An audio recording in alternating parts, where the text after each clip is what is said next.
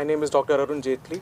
I am the CEO of the Genetics Research Limited, and my background is that I did a PhD in biomedical engineering from Queen Mary University of London, and together we formed a company and we launched a new product in the market called Bridgex for breast cancer vaccine. Yeah, so my name is Dr. Alejandro Rios. I also studied in Queen Mary University of London. I did a PhD back then on medical engineering using artificial intelligence. So my whole background it's been like around on computer science, and I'm currently the CTO and Chief Financial Officer of Genetics Research, which Dr. Aaron already mentioned. It's the company that created the Bridgex breast cancer vaccine. So starting with you, what makes this vaccine unique compared to existing treatment for the breast cancer? So you, sir. Well, I think it's a unique treatment in the sense that because we are eradicating the chemotherapy, immunotherapy, hormone therapy, whatever therapies are there in the country at the moment. So let's say that hormone therapy, targeted therapies, we are just eradicating with a single dose of the vaccine. So vaccine is basically going to be increasing the immune response for the body in such a sense that you don't have to go for like very expensive, high-rated treatments. You can just have a single dosage of a vaccine to treat your disease. So it's a precaution and a cure both at the same time, which is like beautifully created in the laboratories with the help of Dr. Alex software, because we studied a lot of oncogenes and cancer cells in the body, and we identified that it can be treated very easily just with a single dose of the vaccine, like how COVID vaccine came in the India, how diabetes vaccine today launched in the India. So that's the same concept. It is eradicating all the treatment pathways just for a single dosage of the vaccine for all the stages of cancer, stage 0 to the stage 4. All stages are cleared with this type of things. How effective is the vaccine in preventing or treating breast cancer? So you please. How effective? Yeah, so basically currently it's a 99% for preventing breast cancer, and also for curing the breast cancer is on the same scale of percentage. Are there any side effects or risk associated with the vaccine? Well, I would say there is no side effects because I personally have tested all the things, and I did a successful animal trials with the help of Dr. Rios in the NHS UK. That's one of the largest government bodies for the hospitals. And I think that currently when we're doing a phase 1 and phase 2 clinical trial testing, there were still no side effects would be found as other treatments have it. So my vaccine that we created is 0 side effects, which we claim about that and which we have tested report about that thing. In the UK currently is a phase 3 going on the very critical ICU patients at the moment, and I think that hopefully it will be passing the same stages as phase 1 and phase 2 is doing. So it's a 0 side effect vaccine because working for the immune response. Being an Indian, yeah. Indian को आपने कुछ research किया, आपने देखा है आपको महिला को कहीं कुछ जैसे आपने टेस्ट किया पहले कुछ, हाँ जी, वैक्सीन बनाने से पहले कहीं कुछ करना पड़ता था, इंडियन में कुछ किया? हाँ जी, जो मेरी वैक्सीन बनी है वो सब सारी की सारी महिला को देख के बनी है। हमने एक पर्टिकुलर पॉपुलेशन को टारगेट नहीं करा। हम लोगों ने सारे के सारे जितने भी पॉपुलेशन आती है वुमेन्स की, सारे के 7 कॉन्टिनेंट्स में हमने उसको टारगेट करके वैक्सीन बनाई है। तो आई थिंक ये एक यूके रिस्पॉन्स पे नहीं जाती, ये पूरे के पूरे वर्ल्ड वाइड जा रही है। तो हर वुमेन के जेनेटिक्स अलग होते हैं, तो हम लोगों को उसको टारगेट करके वैक्सीन अपनी वाले बनाई है। तो और ऐसा नहीं है कि वुमेन्स में ब्रेस्ट कैंसर होता है, breast cancer is also in mens. So yeah, in USA 500 men each year gets breast cancer. So it's very prominent because hormone same ही है बॉडी के अंदर. तो हम लोगों ने दोनों को टारगेट करके बनाएंगे, बट अभी सिर्फ लॉन्च सिर्फ विमेंस के लिए हो रही है. मेंस के लिए आई थिंक नेक्स्ट ईयर हम कुछ करेंगे उनके लिए भी फिर, बिकॉज आई थिंक यहाँ पे केसेस थोड़े सिवियर चले जाते हैं, ट्रीटमेंट थोड़ा सा महंगा हो जाता है. तो हम यही चाहते थे कि इंडिया में जब हम लॉन्च करें तो वो 0 इफेक्टिव कॉस्ट पे लॉन्च हो, जिससे सारे विमेंस को सब कुछ मिले, उनको प्रिकॉशन भी, इंजेक्शन भी मिले साथ साथ में, पर उनको उसकी सेल्फ अवेयरनेस भी हो जो हॉस्पिटल्स नहीं कर पाते. तो हमारा वही सारा था, उसके ऊपर हमने सोचा था कैंपेन में चलाने के लिए. बात है प्राइस की. हाँ जी, हमारे यहाँ पे कहीं पोर भी है, तो प्राइस देखिए मेरा मानना ये कि मैं अपनी वैक्सीन बना करके गवर्नमेंट को दे रहा हूँ, तो गवर्नमेंट डिसाइड करेगी आगे कि उनको कितने पे देना. मेरा यही होगा कि सबको फ्री में मिले जितना हो सके. मेरा यही है कि सबको फ्री में मिले, गवर्नमेंट डिसाइड करे, रिसर्च अपने कैंपेन्स वो प्रोवाइड करें, एंड आगे के आगे जितने NGOs हैं, जितने सेमी गवर्नमेंटल हॉस्पिटल्स हैं, गवर्नमेंट हॉस्पिटल्स हैं, प्राइवेट हॉस्पिटल हैं, सबको वो फ्री में लॉन्च करे. मेरा आइडिया यही है. मैं कोशिश यही करूंगा कि आगे गवर्नमेंट को भी पिच हो सके, बट देखते हैं क्या करती है गवर्नमेंट पर आगे. इंडिया लॉन्च करने से पहले आपको कई चीजें करनी पड़ती है. हाँ जी, हाँ जी, हाँ जी, पूरे हुए या सब कुछ पूरा हुआ है. I have FDA, licenses. I have Cofepris from Mexico. I have MHRA. I've already applied for DCGI जो ट्रक कंट्रोलर इंडिया के हैं. तो मेरा ऑलरेडी फेजेस क्लियर हो चुकी हैं. I'm just awaiting for my license confirmation. जैसे वो हो जाएगी इंडिया मार्केट में भी लॉन्च होना शुरू हो जाएगा. So I already have an order from Indian hospitals.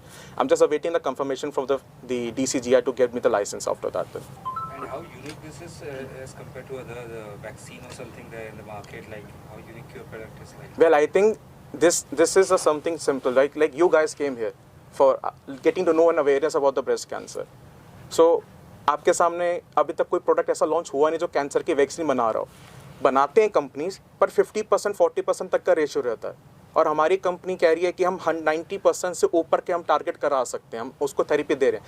एक या दो चीज़ें हो जाती हैं जिसमें हम अपनी कमी पेशी पूरी करने की कोशिश करने पर लगे हुए हैं.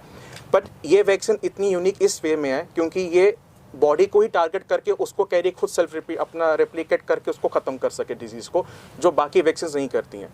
बाकी वैक्सीन का काम है एक प्रिकॉशन देना. हम तो क्योर भी दे रहे हैं साथ में वैक्सीन को, तो थोड़ा इसमें डिफरेंस आ जाता है. So it's a precaution and a cure in a different sense. It's a very beautiful piece of a vaccine which has been targeting all the different treatments which we can know, which we already know about the research type of things. So 8 target is in single dose. And stage by stage dosage अलग हो जाती हैं. जैसे stage 1 में you have only 1 dose. Stage 2 1 dose. Stage 3 and 4 depends upon the how critical the patient is. Because repeat chances भी आ जाते हैं breast cancer में. ऐसा नहीं कि कैंसर एक बार हो गया आपने कीमो करा लिया तो दोबारा नहीं हो सकता है. बट उसका कितना हो सकता है, कितने चांसेस हैं, हम अपनी वैक्सीन से उसको क्योर करने की कोशिश करते हैं. To understand the dynamics of the human body to make it in the laboratory purposes, because I have to replicate the same things in my laboratory also to publish out a good product for the market. So I would say all credit goes to him for the AI analysis, because it was only he and me together to start something in the initial basis of that. Today we have a big team of the scientists working on a different protocols and different products also, but initially studying 15,000 genes, doing everything manually by hand, it's very difficult task. 45,000 proteins and what is happening and what the genetic functions will be, बहुत difficult होता है.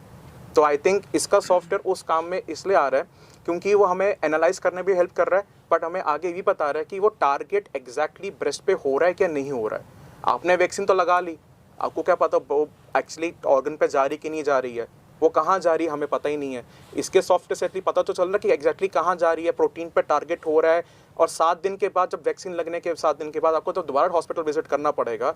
आपको पता लगना शुरू होगा stages कितनी clear हो रही है, कितनी आसानी से प्रोटीन्स उसके बन रहे हैं, और सेल्स कितनी जल्दी, कैंसर वाले सेल्स कितनी जल्दी मर रहे हैं, ट्यूमर ग्रोथ कितनी खत्म हो रही है. इसके सॉफ्टवेयर ने मुझे ये स्टेप में बहुत हेल्प करा था जब मैं ऑफिशियली वो काम कर रहा था. अभी भी थोड़ा बहुत काम चल रहा है. आई थिंक प्रॉपरली वो लॉन्च हो जाएगा बाय जुलाई, क्योंकि पेटेंट्स हमारे पास हैं, ट्रेडमार्क्स हमारे पास हैं, गवर्नमेंट ऑलरेडी अप्रूव कर चुकी है. बट हमारी तरफ से हम चाहते हैं कि मतलब पेशेंट्स को कोई दिक्कत ना आए, तो जितना हो सके परफेक्ट करने की कोशिश कर रहे हैं उस चीज़ के ऊपर हम. And what about are there any misconception about breast cancer or treatment that you would like to address? Misconception in the society regarding the disease? Well, there are a lot of misconceptions. People have a misconception that they won't able to get it. Only smoking and drinking is basically a cause for the breast cancer, any type of cancer basically. And I would say that smoking, drinking, stress is not the factor. There could be other factors also which we identified. It's environmental. It's also the type of the lifestyle. It's also the type of the things, the medications that you're taking, by the way. Like heavy doses of paracetamol can also cause your cancer. You never know about that. It can directly hit your kidney, and from kidney the blood supply go back to the heart way. So you never know what is coming to your brain. So this is what we are saying, that we need to have a proper self-awareness for everyone about the breast cancers, and this is how we have to educate them. I was not thinking only for launching a product. My vision is about that, how to educate everyone. I would say in a society of males and females both, how to have a self-awareness for certain type of diseases where the cure and treatment is available. And when you're getting a vaccine for a very cheap prices from governmental side, why you want to go for a chemo and immunotherapy which is very expensive? So can you कुछ explain the guideline reason? होती है government, कोई भी medical का product आप launch करते हैं उसके कुछ गाइडलाइन होती है गवर्नमेंट्स की, क्या सब पे खरी उतरी आपकी दवाई? हाँ जी बिल्कुल. हमने यूके में जब प्रोडक्ट बनाया था, हमने सबसे पहले वहीं अपनी सारी गाइडलाइंस की टेस्टिंग करवाई थी. आप सोचिए, अब वैक्सीन बना तो रहे हैं, बट आपको एनिमल ट्रायल भी करना है. अब एनिमल ट्रायल्स 3 टाइप का होता है. छोटा लाइक माउस पे कर लिया, बड़ा पिग पे आ गया, उसके बाद हॉर्सेस के भी होता है. चिंपैंजीज एंड एप्स पे अब एनिमल ट्रायल्स नहीं होते क्योंकि बहुत रिस्ट्रिक्शंस आ चुकी हैं यूके में. यूएस में स्टिल भी चलता है. आपको क्या दिया आपको? हाँ जी, WHO ने WHO के पास आई थिंक अभी हमारी एप्लीकेशन गई हुई है, बट आई थिंक वो भी अप्रूव कर देंगे, क्योंकि उनके पास अभी कुछ माहौल थोड़ा ऐसा चल रहा है कि एप्लीकेशंस पेंडिंग पे हैं। बट आई थिंक वो ऑलरेडी उनके पास है हमारी गाइडलाइंस। उन्होंने हमें बाकायदा कांटेक्ट भी करा था, हमें कॉन्ग्रेचुलेट भी करा है कि हमने ऐसा कोई काम करा है। एंड आई थिंक इतनी सारी चीज़ होने के बाद तभी हमें FDA 1 महीने में मिल गया। FDA लोगों को 18 महीने लगते लगाने में, हमें 1 महीने में क्लियरेंस मिली थी हमारे प्रोडक्ट और हमारी रिसर्च के बेसिस के ऊपर। हमने पेपर्स भी पब्लिश करे हैं, हमने आर्टिकल्स भी पब्लिश करे हैं, हमने बहुत बड़ी यूनिवर्सिटी से लोगों से काम भी करा है, क्योंकि आप इतना बड़ा प्रोडक्ट बिना गाइडेंस के नहीं बना सकते। रिजल्ट कैसा है आपका? सर आपने जो research एनिमल किया- ट्रायल 100% है, 100% एनिमल ट्रायल्स है हर एनिमल के ऊपर, और ह्यूमन ट्रायल में 98% की वेरिएंस है। 98% बहुत बड़ी चीज़ इंडिया है, में की बात? इंडिया एंड आउटसाइड बोथ, क्योंकि कॉन्टिनेंट वाइज हमने रिसर्च करी थी। मेरे सैंपल्स अभी भी इंडियन हॉस्पिटल में पड़े हुए हैं, फोर्टिस में, तो रिसर्च अभी वो वहीं पे चल रही है, अपनी रिसर्च प्लेसेस के ऊपर लिए हुए थे। एंड 98% बहुत बड़ा नंबर होता है। आपकी दोनों बातें बहुत वही तो डिस्टर्ब करना, वही तो करने देंगे, वही आपको लगता है? मुझे लगता, देखो अब नया प्रोडक्ट मार्केट में आएगा, कॉम्पिटिटर्स तो बहुत सारे हैं, तो कॉम्पिटिटर्स को खत्म करने के लिए तो हम भी अपना प्रोडक्ट ला रहे हैं। हम तो चाहते हैं कि लोगों का खर्चा कम हो, हम तो कह ही रहे हैं कि लोगों का खर्चा कम होना चाहिए, क्योंकि वैक्सीन से हमारा काम तो हो ही रहा है। इलीगल जो बिजनेस हो रहा है, देखिए मैं कहता हूँ कि कीमोथेरेपी का खर्चा है, मशीन लगाने का खर्चा है, आपका बेड का खर्चा आ रहा है, और भी 1000 खर्चे होंगे, फार्मेसी से दवाइयाँ हो रही हैं, कॉन्टीन्यूस ट्रीटमेंट चलता रहेगा, डॉक्टर्स की अपनी फीस है। अब बट उसको हम एज अ ट्रीटमेंट लेकर के, कॉज लेकर चल रहे हैं, तो आई थिंक थोड़ा सा तो फर्क कहीं ना कहीं पड़ेगा। Sir, lastly I want to ask- Let me ask you one more thing, sir. Normal जो breast cancer के treatment है, उसमें कितना खर्चा और आपका ये treatment के लिए कितना खर्चा लगेगा, ये अगर थोड़ा आप क्लियर कर दें, क्योंकि आई थिंक पैसा सबसे बड़ी चीज़ फैक्टर करता है। आई थिंक जैसे आप देखिए कि जो ब्रेस्ट कैंसर का ट्रीटमेंट, मैं कहता हूँ कोई भी कैंसर का ट्रीटमेंट है, उस पर करोड़ों रुपए खर्च हो जाते हैं। डिपेंड करता है हॉस्पिटल कौन सा है। आप मैदानता में चले जाइए, आपको तो और पैसा लगेगा उसके ऊपर। डॉक्टर्स महंगे हैं, बाहर का स्टाफ है, बाहर की मशीन्स हैं। मेरी वैक्सीन बनी है 1000 रुपये में, मैं गवर्नमेंट को दे रहा हूँ, गवर्नमेंट फ्री कर रही है, तो पब्लिक को तो अच्छा खासा इलाज मिल ही रहा है उसके थ्रू। तो वो डिपेंड उस पर करता है हम कितनी अवेयरनेस कॉज करते हैं अपने प्रोडक्ट के लिए, क्योंकि already stagnant chemotherapy, radiotherapy, immunotherapy तो है ही, हम तो उसको ख़त्म करने पर लगे हैं। कीमोथेरेपी, रेडियोथेरेपी, इम्यूनोथेरेपी, जितनी भी थेरेपीज़ होती हैं वो बॉडी में और भी डिसीजेस प्रोमिनेंट करवा देती हैं, जिससे हम ये नहीं चाहते कि अगले बंदे को उसके लिए हॉस्पिटल जाना पड़े।